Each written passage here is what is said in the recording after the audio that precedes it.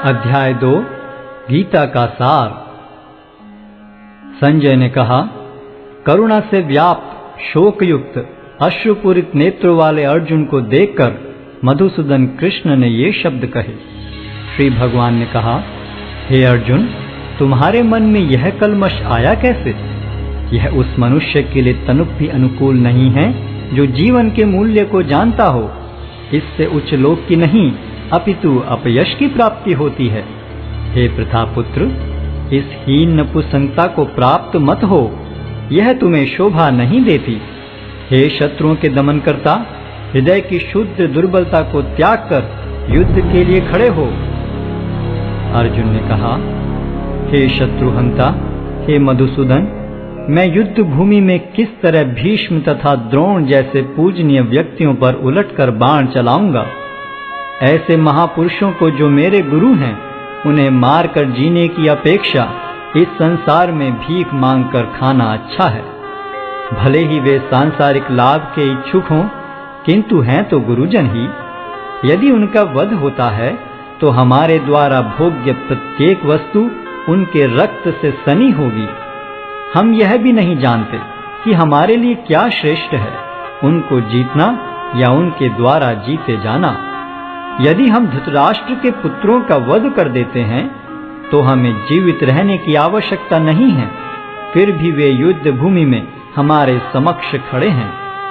अब मैं अपनी कृपण दुर्बलता के कारण अपना कर्तव्य भूल गया हूँ और सारा धैर्य खो चुका हूँ। ऐसी अवस्था में मैं आपसे पूछ रहा हूँ कि जो मेरे लिए श्रेयस्कर हो उससे निश्चित रूप से बताएं। अब मैं आपका शिष्य हूँ और आपका शरणागत हूँ, कृपया मुझे उपदेश दें। मुझे ऐसा कोई साधन नहीं दिखता जो मेरी इंद्रियों को सुखाने वाले इस शोक को दूर कर सके।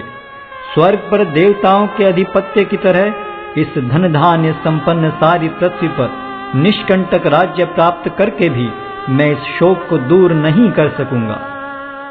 संजय ने कहा, इस प्रकार कहने के बाद शत्रुओं का दमन करने वाला अर्जुन कृष्ण से बोला, हे गोविंद, मैं युद्ध नहीं करूंगा, और चुप हो गया।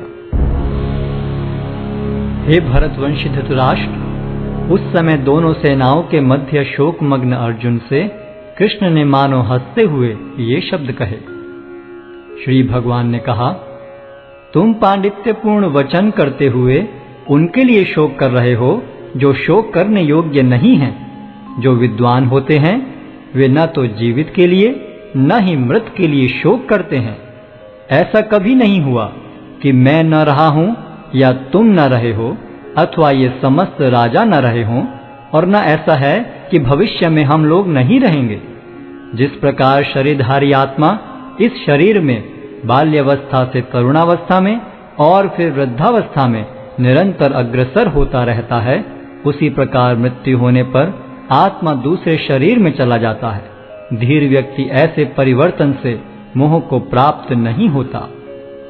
हे कुंती पुत्र, सुख तथा दुख का क्षणिक उदय तथा कालक्रम में उनका अंतर्धान होना सर्दी तथा गर्मी की ऋतुओं के आने जाने के समान है। हे भरतवंशी, वे इंद्रिय बोध से उत्पन्न होते हैं और मनुष्य को चाहिए कि अविचल भाव से उनको सहन करना सीखे।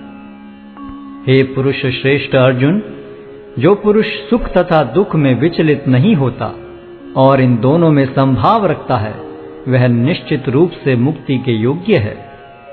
तत्वदर्शियों ने यह निष्कर्ष निकाला है कि असत का तो कोई चिरस्थायित्व नहीं है, किंतु सत अपरिवर्तनीय रहता है। उन्होंने इन दोनों की प्रकृति के अध्ययन द्वारा यह निष्कर्ष निकाला है। जो सारे शरीर में व्याप्त है उसे ही तुम अविनाशी समझो। उस अव्यय आत्मा को नष्ट करने में कोई भी समर्थ नहीं है। अविनाशी, अप्रमेय तथा शाश्वत जीव के भौतिक शरीर का अंत अवश्यम भावी है। अतः हे भरतवंशी, युद्ध करो। जो इस जीवात्मा को मारने वाला समझता है तथा जो इसे मरा हुआ समझता है, वे दोनों ही अज्ञानी हैं, क्योंकि आत्मा न तो मरता है और न मारा जाता है। आत्मा के लिए किसी भी काल में न तो जन्म है न मृत्यु। वह न तो कभी जन्मा है, न जन्म लेता है और न जन्म लेगा। वह अजन्मा, नित्य, शाश्वत तथा पुरातन है। शरीर के मारे जाने पर वह मारा नहीं जाता। हे पार्थ, जो व्यक्ति यह जानता है कि आत्मा अविनाशी, अजन्मा, शाश्वत तथा अव्यय है, वह भला किसी को कैसे मार सकता है या मरवा सकता है? जिस प्रकार मनुष्य पुराने वस्त्रों का त्याग कर नए वस्त्र धारण करता है, उसी प्रकार आत्मा पुराने तथा व्यर्थ के शरीरों को त्याग कर नवीन भौतिक शरीर धारण करता है। यह आत्मा न तो कभी किसी शस्त्र द्वारा खंड खंड किया जा सकता है, न अग्नि द्वारा जलाया जा सकता है, न जल द्वारा भिगोया या वायु द्वारा सुखाया जा सकता है। यह आत्मा अखंडित तथा अघुलनशील है। इसे न तो जलाया जा सकता है, न ही सुखाया जा सकता है। यह शाश्वत, सर्वव्यापी, अविकारी, स्थिर तथा सदैव एक सा रहने वाला है। यह आत्मा अव्यक्त, अकल्पनीय तथा अपरिवर्तनीय कहा जाता है। यह जानकर तुम्हें शरीर के लिए शोक नहीं करना चाहिए। किंतु यदि तुम यह सोचते हो कि आत्मा अथवा जीवन का लक्षण सदा जन्म लेता है तथा सदा मरता है, तो भी हे महाबाहु, तुम्हारे शोक करने का कोई कारण नहीं है। जिसने जन्म लिया है उसकी मृत्यु निश्चित है और मृत्यु के पश्चात पुनर्जन्म भी निश्चित है। अतः अपने अपरिहार्य कर्तव्य पालन में तुम्हें शोक नहीं करना चाहिए। सारे जीव प्रारंभ में अव्यक्त रहते हैं, मध्य अवस्था में व्यक्त होते हैं और विनष्ट होने पर पुनः अव्यक्त हो जाते हैं। अतः शोक करने की क्या आवश्यकता है? कोई आत्मा को आश्चर्य से देखता है, कोई इसे आश्चर्य की तरह बताता है तथा कोई इसे आश्चर्य की तरह सुनता है, किंतु कोई कोई इसके विषय में सुनकर भी कुछ नहीं समझ पाते। हे भरतवंशी, शरीर में रहने वाले का कभी भी वध नहीं किया जा सकता। अतः तुम्हें किसी भी जीव के लिए शोक करने की आवश्यकता नहीं है। क्षत्रिय होने के नाते अपने विशिष्ट धर्म का विचार करते हुए तुम्हें जानना चाहिए कि धर्म के लिए युद्ध करने से बढ़कर तुम्हारे लिए अन्य कोई कार्य नहीं है। अतः तुम्हें संकोच करने की कोई आवश्यकता नहीं है। हे पार्थ, वे क्षत्रिय सुखी हैं जिन्हें ऐसे युद्ध के अवसर अपने आप प्राप्त होते हैं, जिससे उनके लिए स्वर्ग लोक के द्वार खुल जाते हैं। किंतु यदि तुम युद्ध करने के स्वधर्म को संपन्न नहीं करते, तो तुम्हें निश्चित रूप से अपने कर्तव्य की उपेक्षा करने का पाप लगेगा और तुम योद्धा के रूप में भी अपना यश खो दोगे। लोग सदैव तुम्हारे अपयश का वर्णन करेंगे और सम्मानित व्यक्ति के लिए अपयश तो मृत्यु से भी बढ़कर है। जिन जिन महान योद्धाओं ने तुम्हारे नाम तथा यश को सम्मान दिया है, वे सोचेंगे कि तुमने डर के मारे युद्ध भूमि छोड़ दी है और इस तरह वे तुम्हें तुच्छ मानेंगे। तुम्हारे शत्रु अनेक प्रकार के कटु शब्दों से तुम्हारा वर्णन करेंगे और तुम्हारी सामर्थ्य का उपहास करेंगे। तुम्हारे लिए इससे दुखदाई और क्या हो सकता है? हे कुंती पुत्र, तुम यदि युद्ध में मारे जाओगे तो स्वर्ग प्राप्त करोगे, या यदि तुम जीत जाओगे तो पृथ्वी के साम्राज्य का भोग करोगे। अतः दृढ़ संकल्प करके खड़े हो और युद्ध करो। तुम सुख या दुख, हानि या लाभ, विजय या पराजय का विचार किए बिना युद्ध के लिए युद्ध करो। ऐसा करने पर तुम्हें कोई पाप नहीं लगेगा। यहाँ मैंने वैश्लेषिक अध्ययन द्वारा इस ज्ञान का वर्णन किया है। अब निष्काम भाव से कर्म करना बता रहा हूँ, उसे सुनो। हे प्रतापपुत्र, तुम यदि ऐसे ज्ञान से कर्म करोगे तो तुम कर्मों के बंधन से अपने को मुक्त कर सकते हो। इस प्रयास में न तो हानि होती है न ही ह्रास, अपितु इस पथ पर की गई अल्प प्रगति भी महान भय से रक्षा कर सकती है। जो इस मार्ग पर चलते हैं वे प्रयोजन में दृढ़ रहते हैं और उनका लक्ष्य भी एक होता है। हे कुरुनंदन, जो दृढ़ प्रतिज्ञ नहीं है उनकी बुद्धि अनेक शाखाओं में विभक्त रहती है। अल्पज्ञानी मनुष्य वेदों के उन अलंकारिक शब्दों के प्रति अत्यधिक आसक्त रहते हैं जो स्वर्ग की प्राप्ति, अच्छे जन्म, शक्ति इत्यादि के लिए विविध सकाम कर्म करने की संस्तुति करते हैं। इंद्रिय तृप्ति तथा ऐश्वर्य में जीवन की अभिलाषा के कारण वे कहते हैं कि इससे बढ़कर और कुछ नहीं है। जो लोग इंद्रिय भोग तथा भौतिक ऐश्वर्य के प्रति अत्यधिक आसक्त होने से ऐसी वस्तुओं से मोहग्रस्त हो जाते हैं, उनके मनों में भगवान के प्रति भक्ति का दृढ़ निश्चय नहीं होता। वेदों में मुख्यतया प्रकृति के तीनों गुणों का वर्णन हुआ है। हे अर्जुन, इन तीनों गुणों से ऊपर उठो, समस्त द्वैतों और लाभ तथा सुरक्षा की सारी चिंताओं से मुक्त होकर आत्मपरायण बनो। एक छोटे से कूप का सारा कार्य एक विशाल जलाशय से तुरंत पूरा हो जाता है। इसी प्रकार वेदों के आंतरिक तात्पर्य जानने वाले को उनके सारे प्रयोजन सिद्ध हो जाते हैं। तुम्हें अपना कर्म करने का अधिकार है, किंतु कर्म के फलों के तुम अधिकारी नहीं हो। तुम न तो कभी अपने आप को अपने कर्मों के फलों का कारण मानो, न ही कर्म न करने में कभी आसक्त हो। हे अर्जुन, जय अथवा पराजय की समस्त आसक्ति त्याग कर समभाव से अपना कर्म करो, ऐसी समता योग कहलाती है। हे धनंजय, भक्ति के द्वारा समस्त गर्हित कर्मों से दूर रहो और उसी भाव से भगवान की शरण ग्रहण करो। जो व्यक्ति अपने सकाम कर्म फलों को भोगना चाहते हैं वे कृपण हैं। भक्ति में संलग्न मनुष्य इस जीवन में ही अच्छे तथा बुरे कार्यों से अपने को मुक्त कर लेता है। अतः योग के लिए प्रयत्न करो, क्योंकि सारा कार्य कौशल यही है। इस तरह भगवत भक्ति में लगे रहकर बड़े बड़े ऋषि, मुनि अथवा भक्तगण अपने आप को इस भौतिक संसार में कर्म के फलों से मुक्त कर लेते हैं। इस प्रकार वे जन्म मृत्यु के चक्र से छूट जाते हैं और भगवान के पास जाकर उस अवस्था को प्राप्त करते हैं जो समस्त दुखों से परे है। जब तुम्हारी बुद्धि मोह रूपी सघन वन को पार कर जाएगी तो तुम सुने हुए तथा सुनने योग्य सब के प्रति अन्य मनस्क हो जाओगे।